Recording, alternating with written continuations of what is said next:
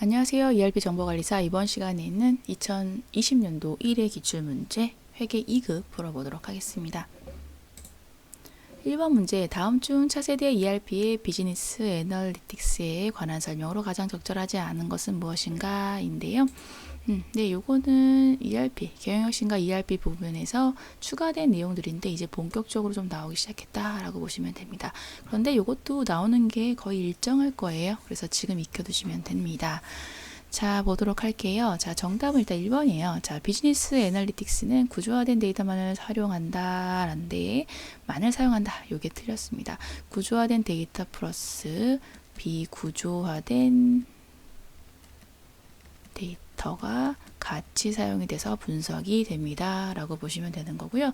구조화된 데이터는 이제 파일이나 레코드에 이렇게 저장된 데이터라고 보시면 되겠고요. 비구조화된 데이터는 비디오 영상이라든가 오디오 파일이라든가 전자메일 이런 것들을 다 비구조화된 데이터라고 얘기를 합니다. 그래서 그렇다라고 보시면 되고요. 그리고 요거는 그 정답 오답 유형으로 잘 나올 거니까 요거 기억해 주시면 되겠습니다. 다른 것들은 읽어보시고요. 2번 문제, 클라우드 서비스 사업자가 클라우드 컴퓨팅 서버에 ERP 소프트웨어를 제공하고 사용자가 원격으로 접속해 ERP 소프트웨어를 활용하는 서비스를 무엇이라고 합니까? 라는 부분인데요. 자, 클라우드 서비스 자체가 원격으로 접속하는 환경을 구성한 거라고 보시면 되겠는데 그 중에서도 소프트웨어를 제공하고 라는 게 요게 포인트입니다. 그래서 요거는 소프트웨어를 제공하는 소프트웨어 애저 서비스인 SaaS에 해당되는 내용이고요. 요거는 우리도 많이 쓰고 있는 거라고 보시면 돼요. 웹메일이라든가 네이버 클라우드라든가 이런 것들이 다 요 SaaS에 해당되는 거라고 보시면 되겠습니다. 다음 3번 문제, 다음 중 ERP에 대한 설명으로 가장 적절하지 않은 것은 무엇인가? 인데요. 자, 요거는 일반적으로 잘 나왔던 문제니까 쉽게 풀게요. 정답은 4번이고요. 자, 기업은 ERP를 도입함으로써 기업 내 경영 활동에 해당되는 생산, 판매, 재무, 회계, 인사관리 등의 활동을 까진 좋았는데 각 시스템별로 개발 운영한다 이런 거 아닙니다. 통합 개념 좋아한다 라고 했던 게 ERP였죠. 그래서 4번이 틀렸습니다. 4번 문제, 다음 중 베스트 프랙티스 도입을 목적으로 ERP 패키지를 도입하여 시스템을 구축하고자 할 경우 바람직하지 않은 방법입니다. 자, 우선은 BPR과 베스트 프랙티스는 이제 최고의 성과 이런 거 생각하시면 되겠고요. 요거는 이제 BPR과 연관된 거다라고 해서 BPR과 ERP에 대한 내용이라고 보시면 되겠습니다. 자, 우선은 1번처럼 BPR과 ERP 시스템 구축을 병행하는 거 요거 괜찮고요. 그리고 4번처럼 BPR 먼저 실시한 후에 맞도록 ERP 시스템을 구축하는 방법 요거 맞습니다. 그리고 정답은 3번인데요. 기존 업무 처리에 따라서 수정하는 거는 요거는 그런 비즈니스 프로세스를 리엔지니어링하는 업무를 문제 설계하는 것과는 완전히 동떨어진 내용이기 때문에 3번이 정답이고요. 그리고 2번은 약간 세모라고 좀 보시면 되겠는데 이건 더 정확히 얘기하면요. ERP 패키지에 맞추어라고 하면은 솔직히 좀 맞는 얘기라고 보긴 좀 그렇고 더 정확히 얘기하면 선진화된 프로세스가 내장된 ERP, 탑재된 ERP에 맞추어서 BPR 추진하는 방법. 이게 더 정확한 설명입니다. 그래서 이 세 가지 같이 하는 거, BPR 먼저 하는 거, 선진화된 프로세스가 내장된 ERP를 도입하면서 추진하는 거. 요거 세 가지 기억해 두시고요. 정답 완전히 틀린 정답은 3번이니까 3번 골라주시면 되겠습니다. 5번 문제, 다음 재무제표 중에 일정 기간을 중심으로 기업의 정보를 불특정 다수의 이해관계자들에게 전달하는 보고서가 아닌 것은입니다. 자, 재무제표는 일정 기간을 중심으로 하는 것도 있고요. 일정 시점을 중심으로 보고하는 게 있는데 자, 일정 시점을 중심으로 하는 것은 재무상태표. 그래서 일정 시점에 기업의 재무상태에 대해서 자산, 부채, 자본에 대해서 얘기하고 있는 게 재무상태표입니다. 그래서 2번 정답으로 2번을 선택하시면 되겠습니다. 6번 문제, 다음 재무제표 중에 일정 기간 동안의 기업의 경영성과를 불특정 다수의 이해관계자들에게 전달하는 보고서는 무엇인가요? 인데요. 자, 일정 기간 동안의 기업의 경영성과예요. 그래서 이건 두 가지를 포인트로 잡아서 하셔야 되는 부분이라서 자, 손익계산서 요거죠. 재무상태표는 일정 시점이기 때문에 아니고 자본변동표랑 현금흐름표 같은 경우 일정 기간 동안의 내용은 맞지만 경영 성과에 대해서 얘기하는 건 아니기 때문에 정확한 건 2번 손익계산서가 되겠다라고 해서 골라주시면 되겠습니다. 7번 다음은 제조업을 영위하는 생산성의 손익계산서에 포함된 내용이다. 판매비와 관리비에 해당되는 거 얼마인가요? 라는 부분인데요. 자, 매출액, 매출원가는 아니고요. 자, 그리고 판매 운송비, 판매자 입장에서 운송비를 제공한 거는 비용, 판매비와 관리비에 해당됩니다. 광고 선전비, 홍보 목적으로 하는 부분 맞고요. 임대료, 임차료는 맞지만 임대료는 영업의 수익이고요. 이자 비용은 영업의 비용, 개발비는 무형자산, 판매사원 퇴직급여 오케이. 판매사원이기 때문에 판관비 비용 맞습니다. 그리고 판매 창고의 임차료, 아까 말씀드렸듯이 임차료는 내가 비용으로 영업활동을 위해서 쓰는 거기 때문에 맞고요. 단기임해증권 처분이익은 영업의 수익입니다. 그래서 요 네 가지 하나, 둘, 셋, 넷 합치시면 126만 원이에요. 이렇게 고르시면 되겠고요. 시험장 가실 때는 계산기 가져가세요. 8번 문제, 다음 보기를 이용하여 매출 총이익을 계산하면 그 금액은 얼마인가요? 라는 부분인데요. 자, 매출액에서 매출 원가를 뺀 게 매출 총이익입니다. 네, 매출액을 볼게요. 자, 상품 매출액이 있는데 여기에서 매출 할인이 있어요. 그래서 차감 항목이 있기 때문에 200에서 7만 원을 뺀 193만 원이 순매출액이 되겠구나 라고 해서 고르시면 되고요. 자, 매출원가는 기초 재고 단기 매입에서 기말을 뺀 거, 기말적으로 뺀 게 매출원가입니다. 자, 기초랑 기말은 여기 나와 있어요. 50만 원, 기말은 25만 원. 자, 단기 매입을 볼게요. 상품 매입액이 있는데, 자, 차감 항목이 또 두 가지가 있습니다. 매입 애누리와 매입 환출. 그래서 90에서 9만 원을 뺀 81만 원이 단기, 순단기 매입액이 되는 부분이죠. 이렇게 구하시면 얼마냐? 106만 원. 이렇게 됩니다. 그래서 193만 원에서 106만 원을 빼면요. 자, 매출 총 이익은요. 87만 원. 이렇게 해서 1번을 정답으로 고르시면 되겠습니다. 9번 다음 중 회계 처리 시에 차변의 비용을 인식하게 되는 계정 과목입니다. 자, 1번 같은 경우 선수이자는 먼저 받은 거는 내년 차기로 이월시켜야 되기 때문에 선수이자, 그리고 받은 부분에 대해서는 수익에서 제외시킵니다. 이자 수익. 이런 식의 형태가 되는 거고요. 선급 비용은 내가 먼저 낸 비용, 이렇게 차변에 두고, 자, 비용으로 했던, 만약 예를 들어 보험료 같은 게 있다 하면은 이런 것들은 비용에서 빼주는 거죠. 차기로 비용을 이월시킨다 라고 보시면 되겠습니다. 자, 미지급금은 이런 것들, 예를 들면 비품을 샀는데 이제 미지급금, 영어 외의 활동으로 구입하는 것들, 컴퓨터나 이런 것들 같은 경우는 비품으로 보통 계정 처리를 하죠. 그래서 이런 경우라서 결산하고 상관은 없어요. 자, 미지급 임금입니다. 요거는 자, 급여를 발생시키고, 그리고 미지급 임금 이런 식으로 하는데, 사실 이게 더 정확한 거는 미지급 급여가 더 정확해요. 임금이라는 건 사실 제조원가에 들어가는 그 임금에 해당되는 노무비 쪽에 해당되는 부분이라서 조금 애매하게 나온 거긴 하지만, 여기서 비용 인식하는 거는 4번밖에 없으니 이렇게 해서 4번으로 골라주시면 되겠습니다. 10번 문제, 다음 보기는 무엇에 대한 설명인가? 장부 기록을 자산이나 부채, 자본, 수익, 비용의 변동을 가져오는 거래가 발생 시점과 관계없이 실제 흐름이 들어오고 나갈 때를 기준으로 기록하는 거.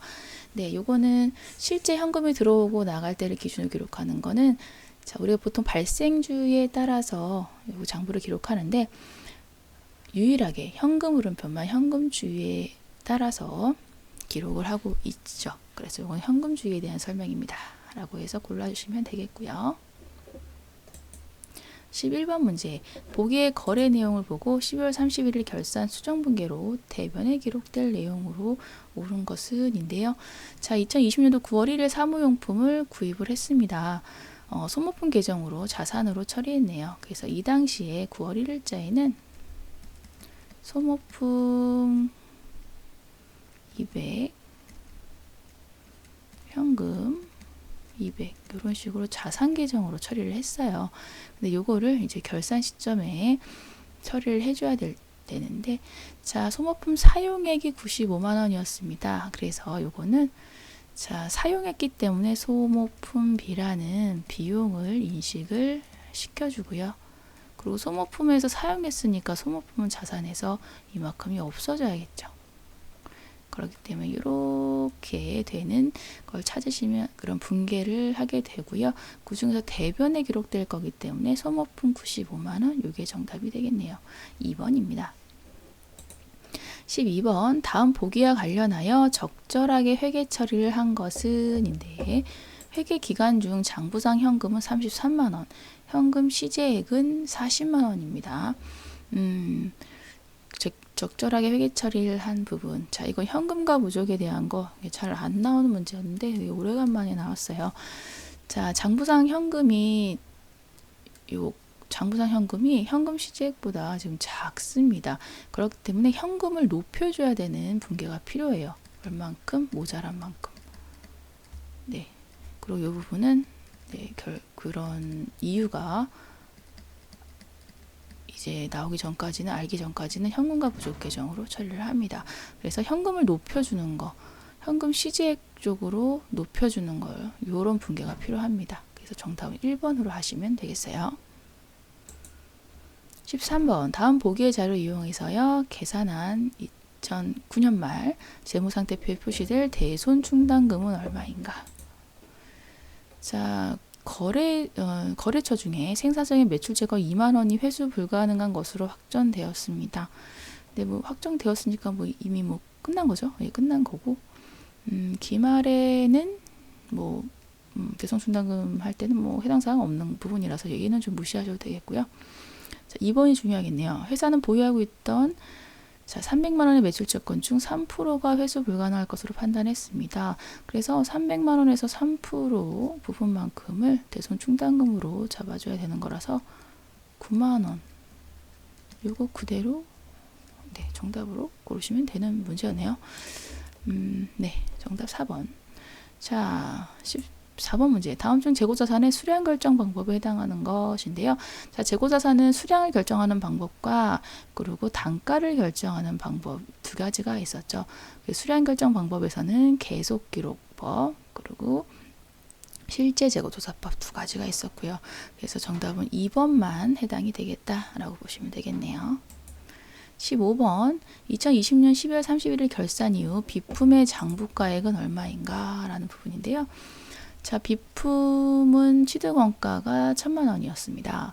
그리고 취득 시기는 2019년도에 취득했고 잔존가치 정액법입니다. 그래서 요거는 감가상각 누계액을 계산을 해야지 알 수가 있다라고 해서 일단 감을 잡아주셔야겠네요. 자, 첫 번째 취득했을 때 19년도 1월에 취득 시 뭐 1,000만 원이었고요. 그리고 취득하고 결산 때 감가상각액이 얼마인가를 보면 자 1,000만 원에서 마이너스 잔존가치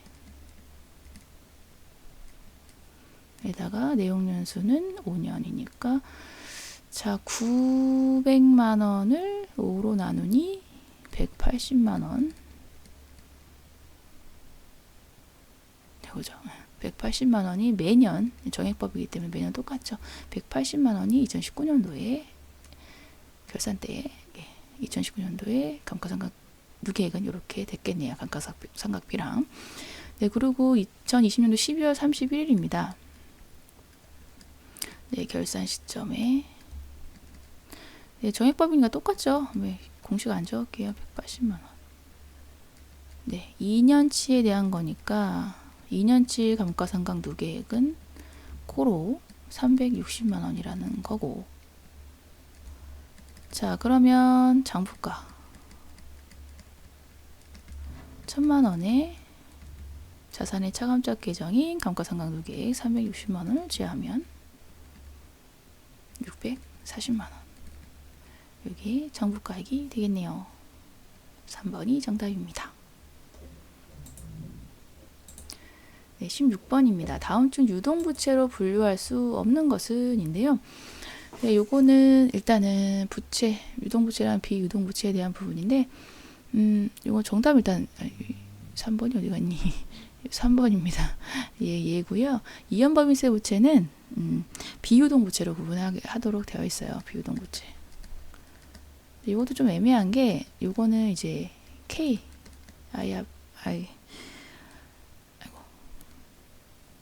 KIFRS죠. 예, 한국채택 국제회계 기준에 따라서 봤을 때 이연법인세 부채는 비유동부채로 분류해야 한다라고 되어 있습니다. 그래서 사실 요거는 일반 기업 회계 기준상에서 좀 보기 좀 애매하지만 여기서 뭐 어쨌든 비유동부채로 하는 거 잡으로 할 수 있는 거는 3번밖에 없어요. 그렇기 때문에 그렇게 보시면 되겠고요. 요거 기준이 일반 기업 회계 기준이 아니라서 사실은 우리 ERP 우리에 해당되는 것은 좀 아니긴 합니다. 그래서 좀 문제가 좀 그렇긴 하지만 뭐 정답은 여튼 3번이고요. 17번 다음의 자료를 근거로 회계 처리할 경우 감자 차익은 얼마인가 라는 부분이고요. 자, 감자 주식수 200주 그리고 주당 액면가의 현금 지급액입니다. 그러면은 일단 200주에다가 액면가액을 곱한 거 이게 자본을 이게 줄인 그러니까 자본수를 줄인 거 자본금을 줄인 감자에 해당되는 금액이 되는 거고요. 이렇게 하면은 금액상으로는 100만 원이에요. 100만 원. 네. 100만 원 감자를 했는데 자, 요 감자를 함으로써 현금으로 주주들에게 준 금액은 50만 원만 줬다고 하네요. 그렇기 때문에 자 100만 원에 해당되는 감자 금액에서 50만 원에 해당되는 것만큼만 예, 줬기 때문에 50만 원만큼 차익 감자를 하면서 차익이 발생한 거다라고 보시면 됩니다. 그래서 50만 원이죠. 저 헷갈리지 마세요. 4번입니다. 네, 18번 문제입니다. 다음 중 기업회계 기준상에 판매비와 관리비에 해당하지 않는 계정 과목은 인데요. 네, 접대비, 그러니까 영업과 관련된 거기 때문에 뭐 접대비라든가 복리후생비랑 광고 선전비 다 오케이. 제 손실이 아니에요. 이거 특별 손실에 해당되는 거라서 그러니까 뭐 이게 매해 발생되는 화재나 이런 것들이 뭐 매해 발생되고 이런 건 아니기 때문에 이건 특별 손실로 분류합니다. 네, 그래서 판매비와 관리비가 아니에요. 3번이 정답. 19번 다음 내용을 보고 제조업을 영위하는 기업의 영업의 비용으로 분류할 수 있는 것은 몇 개입니까? 라는 부분인데요. 자, 영업의 비용이에요. 그래서 급여는 판매비와 관리비에 해당되는 거라서 아니고 자, 기타의 대손상각비. 자, 대손상각비는 판매비와 관리비인데요. 기타의 대손상각비 부분은 영업의 비용으로 분류하는 거 맞습니다. 자, 성급비용 요거 해당되는 거 아니고요. 그 자산 항목이기 때문에 이자 비용, 영업의 비용 맞네요. 기부금, 영업의 비용 맞네요. 접대비는 영업과 관련된 부분이라 판관비, 미지급 비용 요 부분은 부채이기 때문에 해당 없고요. 네, 세 가지 있네요. 정답은 2번으로 고르겠습니다. 이렇게 보기 다 주어지고 고르라는 게 되게 어렵죠. 어렵게 나온 거예요. 이제 계정값은 확실히 알아야 된다라고 보시면 되겠고요. 20번 다음 자료를 활용하여 상품을 매출하는 주한국의 단기 상품 매출원가를 구해라 라는 부분입니다. 자, 상품 매출원가 기초 단기 매입 기말. 자, 기초 상품과 기말 상품은 있죠. 2천만 원. 오, 단위가 크네요. 기말은 500만 원. 단기 매입이 이제 문제인데, 자, 매입과 관련된 거 볼게요. 단기 상품 매입에 매입 운임, 매입 애누리가 있습니다. 단기 상품 매입액에서 매입 운임은 매입액에 추가되는 부분이라서 플러스, 애누리는 차감되는 거나 마이너스. 그렇기 때문에 730에서 20 빼면 710만 원이 해당이 되는 부분이죠. 그래서 710만 원. 네, 그러면 2,710만 원에서 50을 빼니까 2,210만 원에서 정답 4번이 정답이 되겠네요. 네, 이렇게 해서 풀어봤고요. 뭐 잘 안 풀리는 문제들 다시 한번 풀어보시길 바라겠습니다. 수고 많으셨습니다. 감사합니다.